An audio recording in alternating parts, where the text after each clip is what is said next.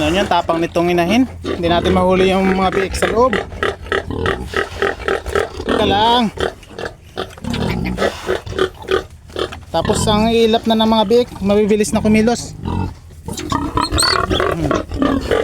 Kuha tayo ng isa. Sige, hindi kita pakainin. Sige ka. Hindi kita makainin. Hindi kita pakainin.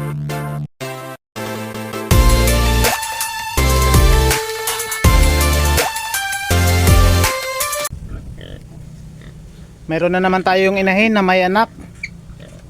Itong si Pia.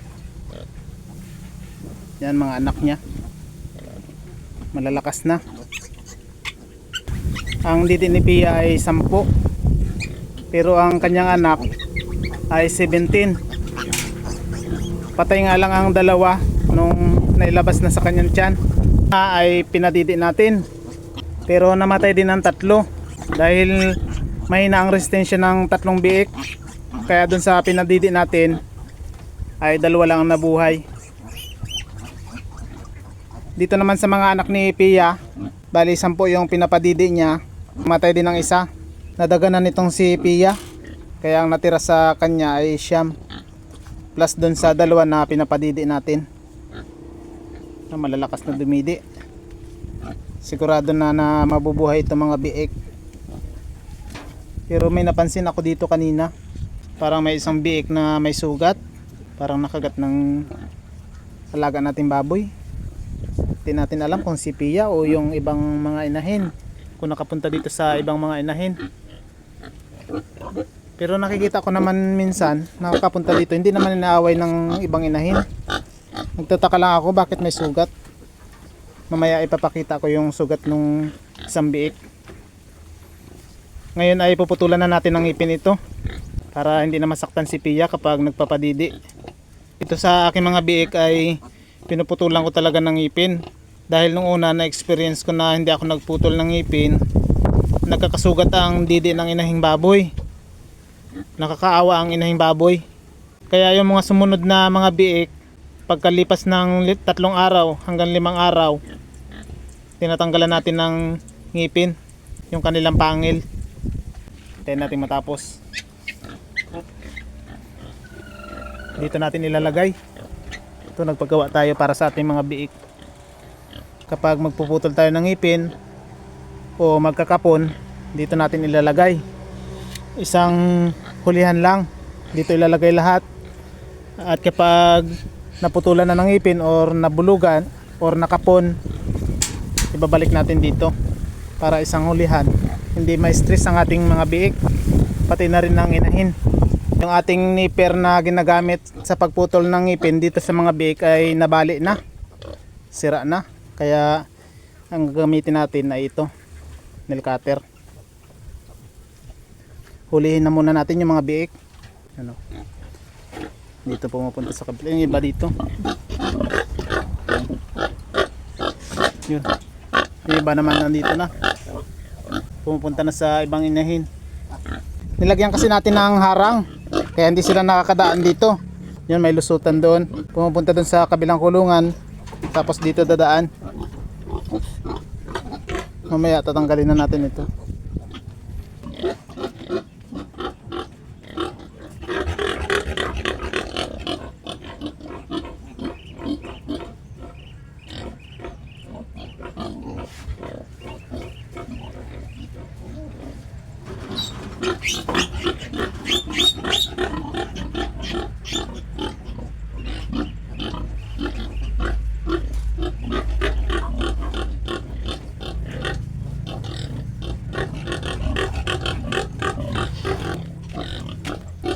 Ano yan, tapang nitong inahin. Hindi natin mahuli yung mga biik sa loob. Teka lang. Tapos ang ilap na ng mga biik, mabibilis na kumilos. Kuha tayo ng isa. Yan. Meron pang 6. Teka lang. Iya, huwag na magalit. Yan, ganyan ang inahin natin. Magalit. Kaya ako, hirap pulihin ito. Subukan natin pumasok. Pia. Ano na Pia? Pia.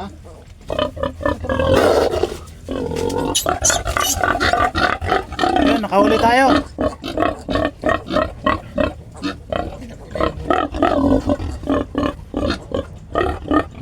Meron pang 5. Magalit Pia.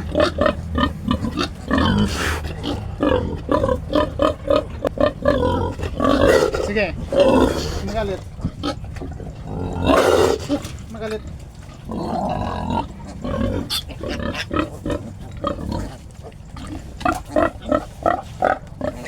Sige lang.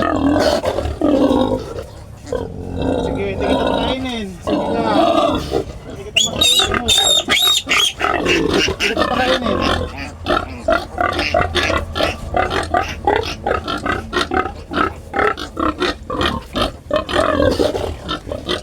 Talagang mailap si Pia, nagagalit. Pero kailangan wag tayo magpakita na takot tayo. Dahil lalo tayong susunggaban nito ni Pia. Yan, ilan pa to? 3. Pia, galit Pia.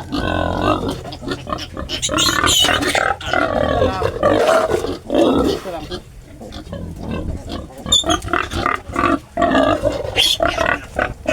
Hello.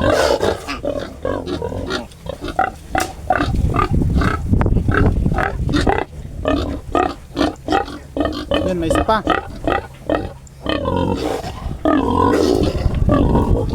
Ito lang.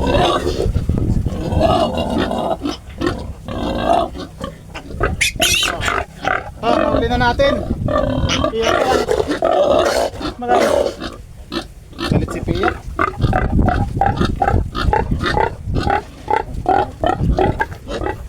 Ito na yung isa. Yan. Sa 2, 3, 4, 5, 6, 7, 8 siyam. Ito yung may sugat na sinasabi ko. Gagamutin natin.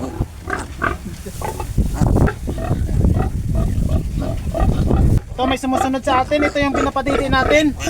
Ang 2. Sa 5 ay 2 lang ang nabuhay. Yung 3 ay namatay. Pero hindi natin puputulan muna ng ngipin yan. Dahil baka naman sila manghina. Wala pa namang nanay, kawawa. Ito ang ginagamot natin sa sugat ng ating biik. Yan, quick heal. Bali pag binili nyo ito sa bilihan ay 180. Isang ganito. Ilang ml to? 50 ml.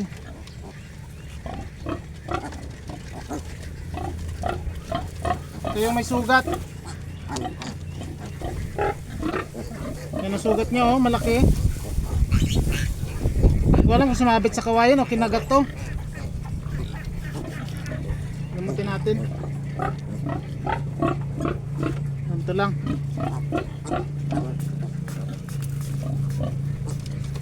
Yan. Tanggalan na rin natin ang ipin.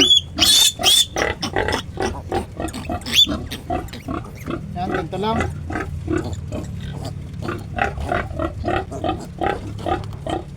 Teka lang. Teka lang. Kailangan maingat para hindi masugatan. Masugatan ng dila. Teka lang.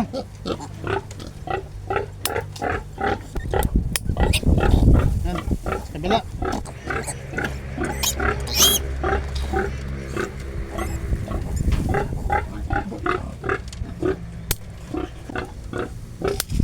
Yan, okay na. 1-0. May isa na.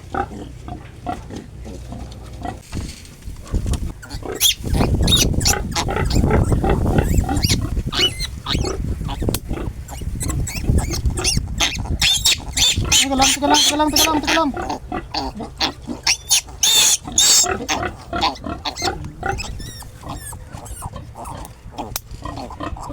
Lang. Bye, isa pa.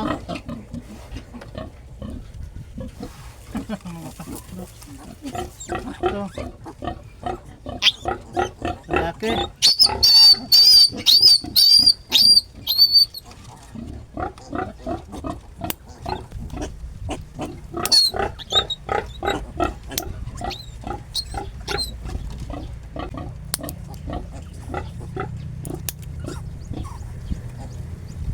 Ito, madali ka nang tanggalan ng ngipin.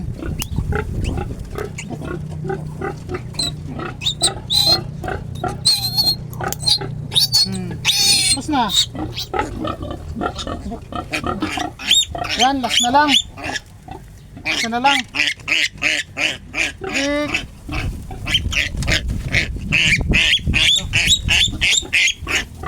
Bali 5 babae at 4 na lalaki. Sa pinapadidiin ni Pia yon, pero sa kasama dun sa ating pinapadidiin na dalawa, bali 2 babae rin yung pinapadidiin natin. Kaya magiging 7 babae ito at 4 na lalaki. Ito lang.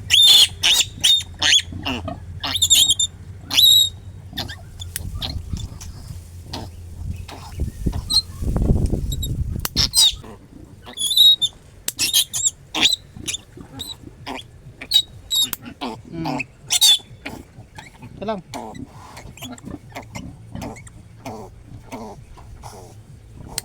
Tapos na. Tapos na. Yan na. Tapos na. Nabunutan na natin ng ngipin. Naputulan na. Hindi na masasaktan itong si Pia. Bigyan na lang muna natin ng pagkain si Pia para mawala yung galit niya. Bigyan na natin ng kangkong. May kangkong pa dito. Ito. Madrid de Agua na lang. May Madrid de Agua pa dito.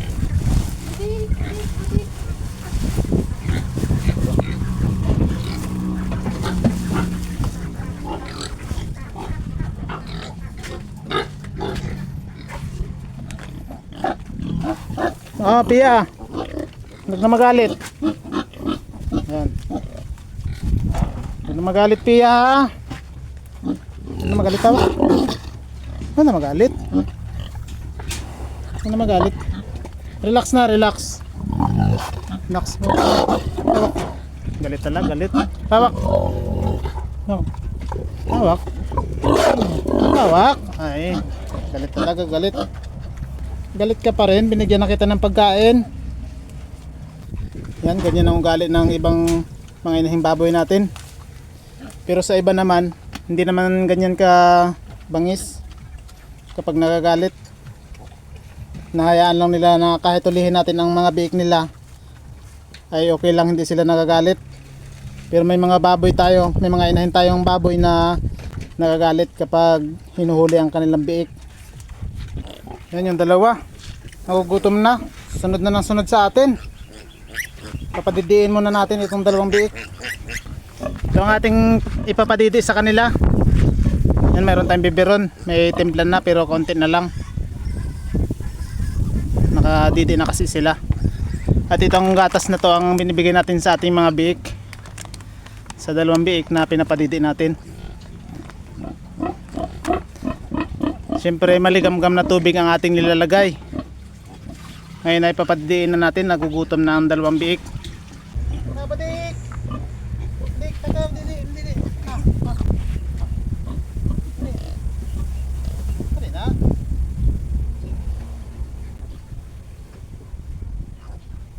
Isa. Busog ka pa yata eh.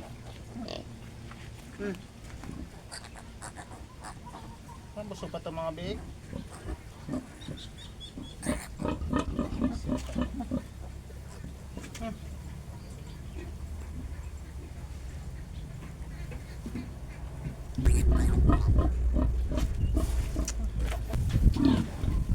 Busog pa yung isa. Kakatapos lang padidiin yan kanina eh. Bigyan ulit natin ng merienda itong inahin. Naubos na yung binigay natin kanina. Yan. Sa tanghali ay binibigyan natin ng merienda itong inahin. At sa hapon. O, nakadidi na kayo ah. Galit pa rin ito sa atin. O paano, hanggang dito na lang muna ang ating video. Sa mga baguhan at gusto rin mag-alaga ng native na baboy, sana ay may natutunan kayo. Maraming salamat mga kamangyan. Happy farming. Bye bye.